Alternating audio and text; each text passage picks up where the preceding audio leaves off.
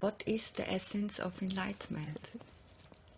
It's always and forever here. It's who you are. And in fact, that is the only essential question, is who are you really right now? As we're sitting here, enjoying one another, what is deeper here? The essence, rather than the form identity. Right. When I read your story, I read your book over the last days, and before you awakened, you never asked yourself the questions, who I am. Your awakening just happened, spontaneous. Yes, I'd never heard of awakening. Yeah. I'd never heard of enlightenment. Yeah. I'd never meditated. Yeah. But in retrospect, I can see that as far as the life situation is concerned, that there was this natural opening along the way from the time of being very tiny,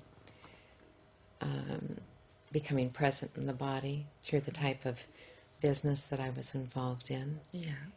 And would you tell us which business that was? well, originally I was a French teacher. Yes. But the changes started occurring when I opened this aerobics business. And I had been in dance my whole life. And with the teaching of the aerobics, there had to be an inward focus, not really inside, but of how the body feels and moves. And so the shift was from outside to sort of inside, not really what I call the inside of the inside, but and I try to share with people that virtually every moment, just ordinary life, is showing us the way. The teacher is everywhere. It's life itself.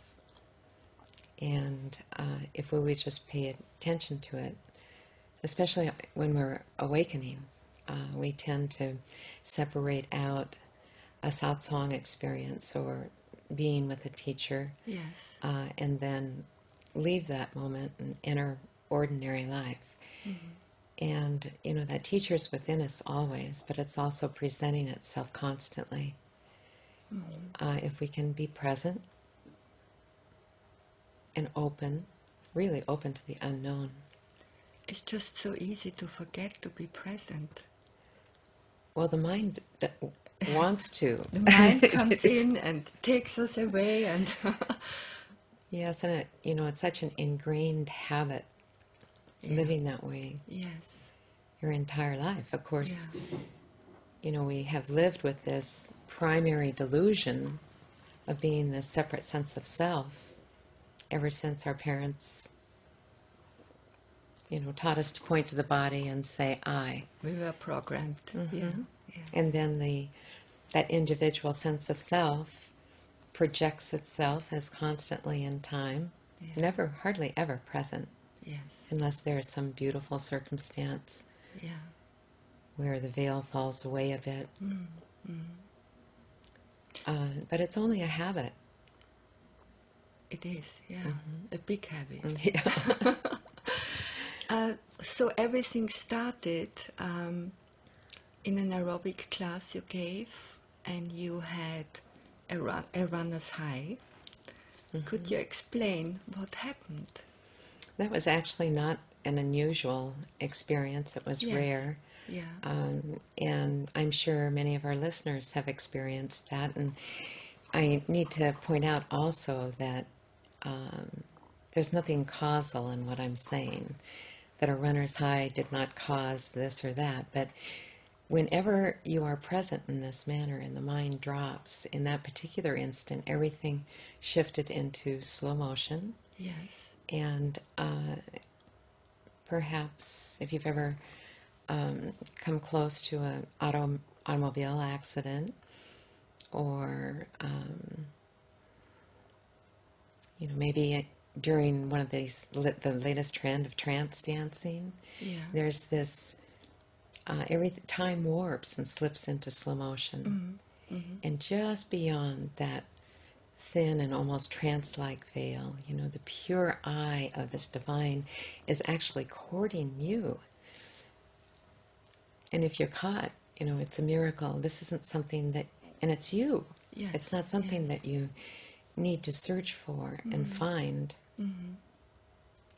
It's quite helpful to step out of time. Yes, but you also mentioned in the book that doing all this aerobic, and you were a ballerina and you worked for many, many years with your body, that this was important in your opening, or you felt then that this was important. Yes, in retrospect, I do feel that, and continue to, that the body is of primary importance. It is a wonderful tool for stepping out of time, the false mind-made self, into the body, because the body is always here and now. So if you're conscious of it and fully feeling it, in other words, if you're you present. inhabit your body, Yes. which a lot of us don't do because we are so caught up here. And then referring to that aerobic stay, suddenly there just emerged this mysterious and profound sacredness that seemed unbelievable to the mind. It was almost like I was sensing a new dimension. And as you can imagine, that made me intensely alert. You know, what is this? And out of the blue, in a single instant, I was swept completely out of the body and was falling. You know, this is just the story that we're speaking of here. But the fascinating story. Through this amazing stillness.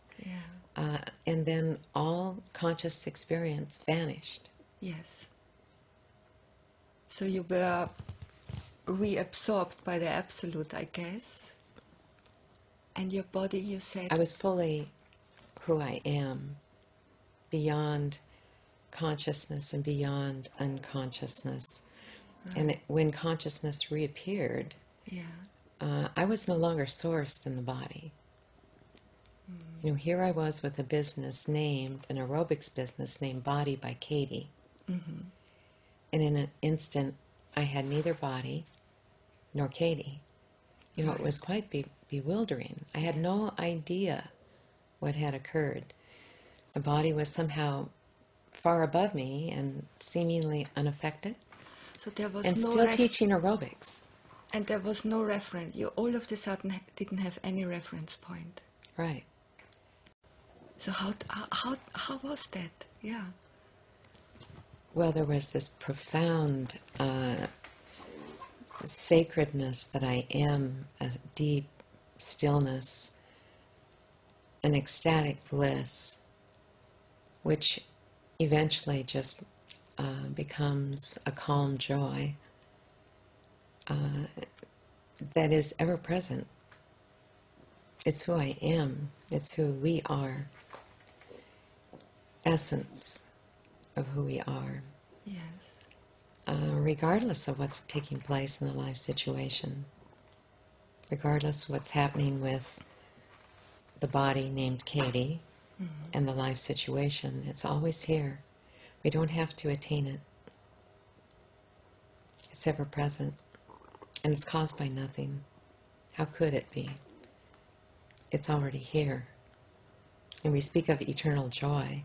Well, if it's eternal, it certainly must be here now.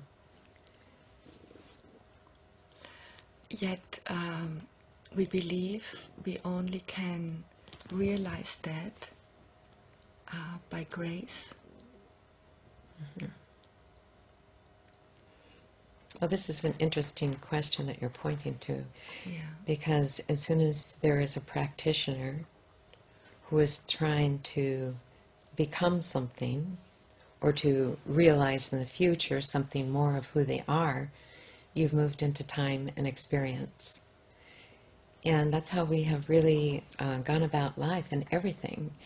We would like to learn German, and so we take classes and we learn how to conjugate the verbs and all of the vocabulary, because in the future we want to speak. Well, this is not the way to go about enlightenment and awakening. It's become more fully aware and conscious, first, of what is already here, but at some point it will naturally shift to that personal reference point, I.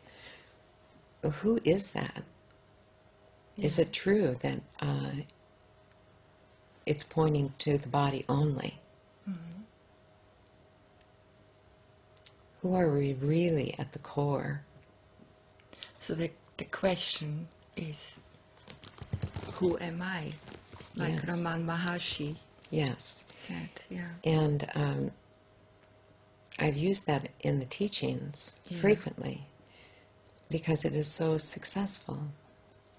You know, it's not particularly a method, and it's not a question that you ask intellectually or philosophically, you know, who am I? Mm-hmm. And then think about it. The secret to it really is that even though that is just a word like any other word, that ego I, is an altered state of consciousness, and therefore has within it is pure consciousness. Yes. And so when we're willing to just leave me and my story alone for a little while, you know, in the past we're trying to make a better false self, mm-hmm. a happier false me. Mm-hmm. But this comes what is prior to me and my story. Yeah. Who are you before the idea of I am the body? Yes. And when you ask that question, mm-hmm. if you need a reason for why it works, mm-hmm. is that it immediately removes that reference point, the I, the false I. And the veil drops. And, you know, it may be only a glimpse. Yes.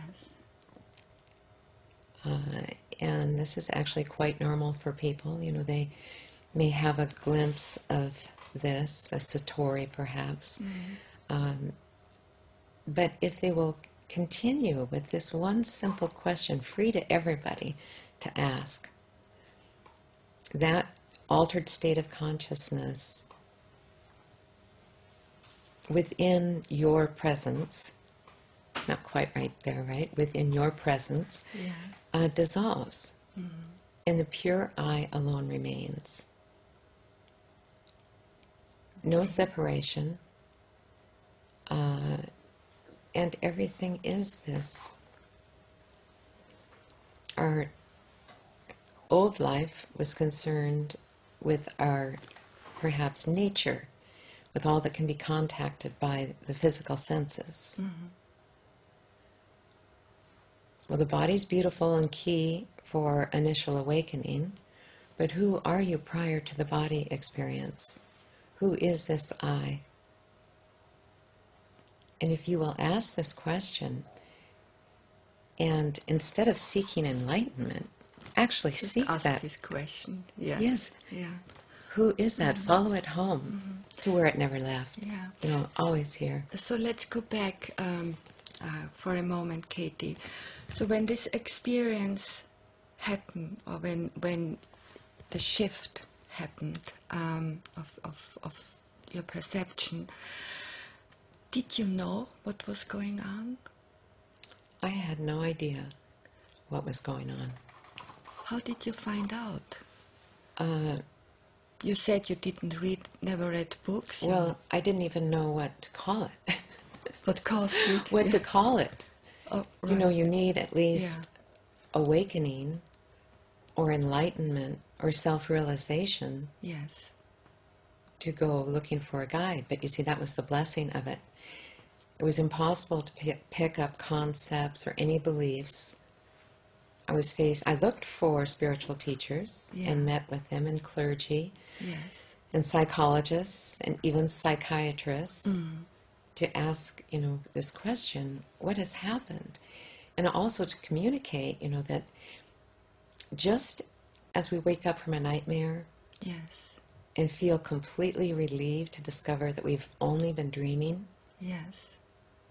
everyone can wake up from this daytime dream of the mind to realize that who we actually are and have forever been, completely beyond this divided mind, its emotions, and the body. It was interesting because when that happened to you, you went through quite a rough time. Your identity was stolen, and that is interesting, experience with what happened. And your daughter had a car accident, and you lost there your is business. the falling apart.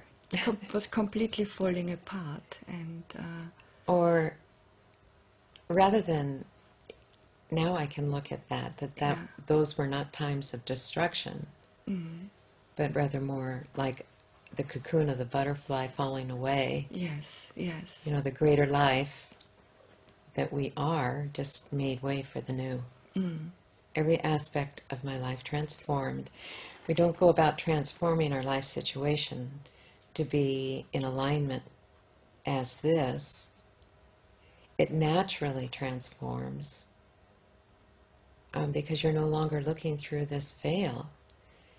So really, if we can realize who we ultimately are, then the life situation and what we used to think of as the person only, all transforms by itself. So there's not one thing. Is the second you pick up the idea that you think that you can do something, that's the ultimate obstruction. Yes, I just wanted to say the only thing we have to let go is the doer. Yes. Yeah, the one who is constantly doing. The word I, this one letter word, we use it all of the time, and there's of course no problem in that. Yeah. So, but it's the misidentification when you take that mental concept and think that that is who you are. You don't have to get any further for the pain gap to be there. You're this magnificent heart of all being, and then choose to misidentify with this tiny fraction that will always be a fraction. No matter how many other things or people, other fragments that you try to add to yourself in order to come up with this sense of completion, they can always leave you, or you'll have to have more fragments to make you feel whole. So the ego is always under this sense of threat or desire to gain more. And of course that pain gap that I'm speaking of then creates this perception of the world, one of suffering. What I would really like everyone to hear is that this is the end of all suffering, and it's fully available to every human being right now. It doesn't require 25 years in a hidden cave in the Himalayan mountains. You cannot learn who you are. It's beyond perception. I am beyond cognition. We can only simply be still, of course, before the awakening. We'll go back just a moment again to that ego, that time-based self, who is always in either the past and projecting the same past into the future. It's just a vicious circle. Right. And if we can step out of time by being the body fully and being present, then we have the opportunity to discover the infinite self that we truly are. It's not a trivial matter. If as we realize who we are, there, the world is then transformed. You know, if it's the end of all suffering, this is available for the world. It seems something is happening in the moment. I mean, we had Gangaji here a few weeks ago, and she said, this is the time of the ordinary awakening. You know, where it just happens, this awakening happens to normal lay people who never heard anything about it. And yeah, so I guess... Well, we've been traveling since 1999. Yes. And have been willing to meet with anyone who is interested or can listen. Yes. And it is true that people in all walks of life are waking up to this essential truth, truly essential truth. Yes. It's alive, it's flourishing, and I could even say inevitable and unavoidable. So it's more of a question, would you like to be prepared? You know? I think prepare, I mean, what I understand is the importance of just be quiet sometimes, and sit and listen, and just be with yourself. Yeah. And of course,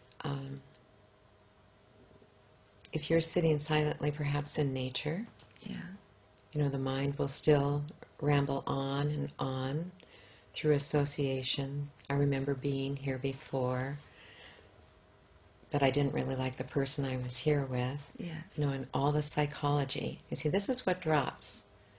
It's that psychological self that is at the end of it. But if you can really be there with the body in nature and use the sounds that you hear, the birds singing in the distance, or a babbling brook, or eyesight just watching, you know, a little leaf tremble in the wind. It's impossible to be in your mind. It's true, yeah. When the mind's in attention, it doesn't think, and you're fully in the body. And then you can follow those sounds or sights back into the stillness. You never have to leave stillness. It's always here. It can't truly be covered up. But if you identify with I, you know, all of the armor comes up. We're not giving up anything. There's no diminishment here. I think that's sometimes misunderstood. Yeah. So, when this happened to you, it was the background became the foreground, and the foreground moved away. And yet you mention in the book you had several years, it took you several years of integration. So I do not quite understand when you were identified with who you are, what, and the I basically was gone. What was integrating, or what was the part of integration? Yes, of course. So you see there's still some duality there. Yes. Some separation. Yes. Otherwise there wouldn't be anything to integrate with. That's right. But there was this profound bliss and stillness, and the world appeared almost like a heat haze, if you will. A complete dream. And for whatever reason, and perhaps this has always been so, more likely than not, there's an opportunity to integrate this so that we don't have a source from which all else flows. Yeah. You know, there's separation in that. there is only this. There's the deep, still formlessness that's dancing everywhere within form, constantly changing. But we've only shifted in identity. You know, you haven't truly given up the body. You haven't given up anything. The only thing that is ultimately, in the end, surrendered is suffering and separation. And you can still see that. So, you know, as the mind acts out. We were sitting just last night here in London, and these two men started walking down the street, and I heard them coming quite a ways away, because one was yelling. It almost sounded like, you know, there was some type of argument. But as he approached, I realized he was simply talking about his work situation. And here are these lovely flowers in these baskets under the windows, and the trees with the leaves on them. It was twilight, beautiful time of evening. And he was with a friend, and he was just yelling about everything that had happened at work. And I'm not saying this in any judgmental kind of way. It's just the perfect example of this pain body, the psychological pain, and yet there's all this love and beauty surrounding him. His friend was, you know, kind of shoulders up and listening, but his opportunity there could have been to feel the evening, to feel the breeze on the skin, to recognize the deep connection with a friend. But instead, he was into his story of the psychological self, that separate identity, that it needs conflict. And of course, it was a past story. But it had nothing to do with the beautiful walk that he was on with his lovely friend. And you could just see the insanity of it. But how do you see conflict? I mean, there is conflict in the world. There are wars and, you know, things are happening which are not beautiful. How does reality look for you? Beautiful. In this? Yes, and this aspect. And just like this gentleman walking down the street, identified and still hypnotized by the collective, well, consciousness, we could call it unconsciousness. Yes. Would be more accurate. You can see the wars and the violence